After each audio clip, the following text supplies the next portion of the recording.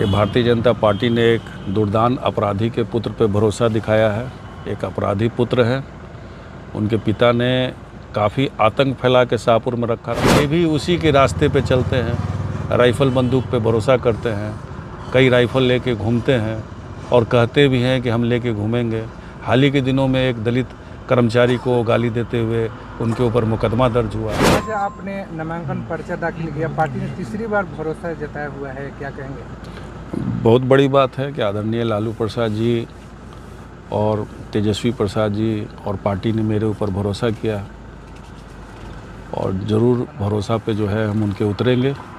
किस मुद्दे के साथ जाइएगा अब क्षेत्र में जो विकास हम किए हैं उस विकास को लेकर हम शाहपुर में जाएंगे और जो शांति स्थापित किए हैं उसको लेके जाएंगे और समाज में हर तबके के लोग से जाके हम मिले हैं और जोड़ के रखे हैं, उसको लेके जाएंगे। इस बार चुनाव जीतेंगे तो कौन सा ऐसा मन में जो ठान रखे हैं कि हमको उसको बड़ा काम जो है वो शाहपुर विधानसभा में करना है? सबसे बड़ी समस्या हमारा जमीनिया कटाव है और सबसे पहला काम प्रायोरिटी हम लोग का वही रहेगा कि किसी तरह उस गांव को बचाए भविष्य में, और उसके लिए हम लोग जिनकी सरकार जब हम लोग की बनती है उस समय उस काम को हम लोग कराने का प्रयास करेंगे। देखा जा रहा है कि बीजेपी से राकेश ओझा को टिकट भी फाइनल हो चुका है, तो इंडिपेंडेंट 2020 में चुनाव लड़े थे तो 42,000 समथिंग वोट आया था।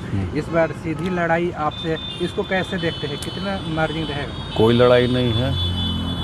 ये भारतीय जनता पार्टी ने एक दुर्दान अपराधी के पुत्र पे भरोसा दिखाया है। एक अपराधी पुत्र है, उनके पिता ने काफ़ी आतंक फैला के शाहपुर में रखा था, कई हत्याएं उनके ऊपर थी और कई बैकवर्ड कम्युनिटीज़ में उन्होंने हत्या की है, कई बाबू साहब लोगों की हत्या उन्होंने की है, कई ब्राह्मणों की हत्या की थी, कई गौतम ब्राह्मण में हैं उनकी हत्या की थी, रिश्तेदारों में हत्या की थी, प्रमुख के बनाने में हत्या की थी। तो ये जो हत्याएं उनके ऊपर है और जो वसूली का अड्डा जो अपने शाहपुर विधानसभा क्षेत्र में वो बना के रखा था, उससे लोग मुक्त हुए हैं। पिताजी का किया डर का माहौल जो है शाहपुर विधानसभा क्षेत्र में नहीं है और ये भी उसी के रास्ते पे चलते हैं, राइफ़ल बंदूक पे भरोसा करते हैं, कई राइफ़ल लेके घूमते हैं और कहते भी हैं कि हम लेके घूमेंगे। हाल ही के दिनों में एक दलित कर्मचारी को गाली देते हुए उनके ऊपर मुकदमा दर्ज हुआ है। इस तरह की घटना वो फिर से वो पिता के बताए हुए रास्ते पे वो चलना चाहते हैं तो शाहपुर की जनता उसको बर्दाश्त नहीं करेगी।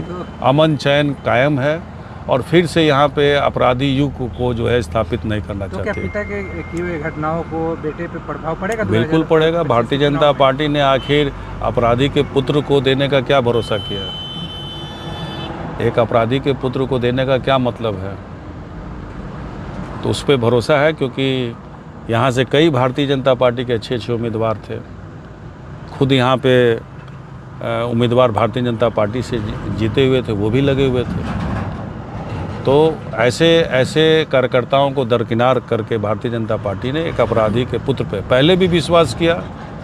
मुन्नी देवी जी का टिकट काट के डायरेक्ट उनको दिया गया, एक दुर्दान अपराधी को दिया गया टिकट, वो चुनाव हारे।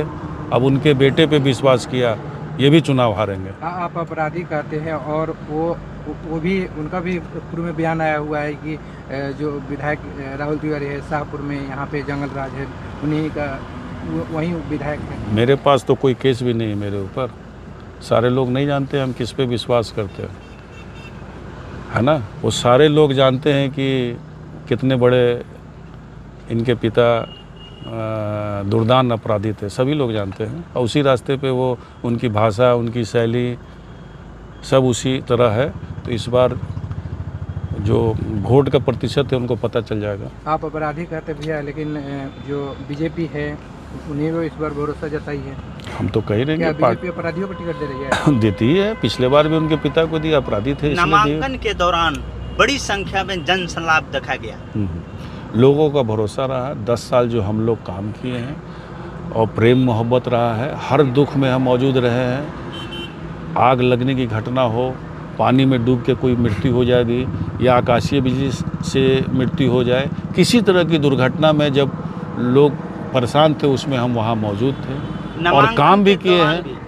इसका रिजल्ट जो है, जो आप भीड़ देख रहे हैं, उसका वो रिजल्ट है। चुनाव के तो अभी जो चल रहा है उसके उपरांत ही अभी देखा जा रहा है कि IRCTC को लेकर जिस प्रकार से अभी लालू यादव, तेजस्वी यादव नहीं, ये एक फॉल्स केस है। ये होटल को प्राइवेटाइज करने का एक केस है। रेल मंत्री आदरणीय लालू प्रसाद जी थे, तेजस्वी जी थे नहीं, तो उनमें खामखा उनको शामिल करना ही एक गलत है, संविधान के खिलाफ है। पिता उनके रेल मंत्री थे तो बेटा को शामिल नहीं करना था। और जिस घोटाले की या जिस गड़बड़ी की बात वो करते हैं, वो कंपनी आज भी रेलवे के साथ काम करती है और उस रेलवे ने उस कंपनी को एक्सटेंशन दी है होटल चलाने के लिए। अगर गड़बड़ी रहती तो उस जो निविदा था उसको रद्द करना चाहिए था, उस पर जांच होनी चाहिए थी। कोई गड़बड़ी नहीं थी, लेकिन ज़बरदस्ती इनको फंसाया गया। तो ऐसे चुनाव प्रचार करेंगे कि कोर्ट में गवाही देने जाएंगे? बिल्कुल प्रचार करेंगे, ऐसा थोड़ी है। उन पर मुकदमा हुआ कि इन लोगों को शामिल कर दिया गया है केस चलाने के लिए। अगर चुनाव के मौके पे ही ये सब ये भारतीय जनता पार्टी है। देखिए, लालू जी से सब लोग डरते हैं, इसीलिए गठबंधन कई लोगों से मिल के भारतीय जनता पार्टी चुनाव गठबंधन करती है। और वो इसलिए करती है क्योंकि अगर हम गठबंधन नहीं करेंगे तो लालू जी की जो है वो सरकार यहाँ बन जाएगी। शाहपुर विधानसभा में एकमात्र मां मथिन का मंदिर है, पर्यटक स्थल घोषित करने की मांग की जा रही है। अगर इस बिल्कुल होना चाहिए। देखिए, होना चाहिए, हमने प्रयास किया था, लेकिन उसमें एक क्लॉज है कि कोई भी सती के जगह को पर्यटन स्थान में शामिल नहीं किया जाएगा। हमने प्रयास किया था, लेकिन नियमावली जो है वो सती को प्रमोट नहीं करता है, जिसके कारण माँ जो सती हुई थी इसलिए वो पर्यटन स्थल नहीं हो पाए हैं। उस नियमावली को अगर सरकार बदलती है तो निश्चित तौर पे हम लोग पर्यटन स्थल उसको मांग जो है उसको हम लोग रखेंगे। हर घर रोजगार का जो सरकारी नौकरी का वादा कर रहे हैं तेजस्वी यादव, उसको लेकर घमासान मचा है। देखिए, तेजस्वी जी कह रहे हैं कि हर घर में जिस घर में सरकारी नौकरी नहीं है उसमें एक नौकरी हम जरूर देंगे। और तेजस्वी जी पे हमेशा उंगली उठाया गया और प्रधानमंत्री जी कहे थे कि हर साल 2 करोड़ लोगों को नौकरी देंगे। आज हम लोग 15वें साल के तरफ, मतलब 10 साल से ऊपर बढ़ रहे हैं, तीसरी बार में है, लेकिन कोई नहीं पूछ रहा है कि प्रधानमंत्री जी 2 करोड़ नौकरी का क्या हुआ। लेकिन तेजस्वी जी कहे थे कि पहले कैबिनेट में हम सरकारी नौकरी देंगे।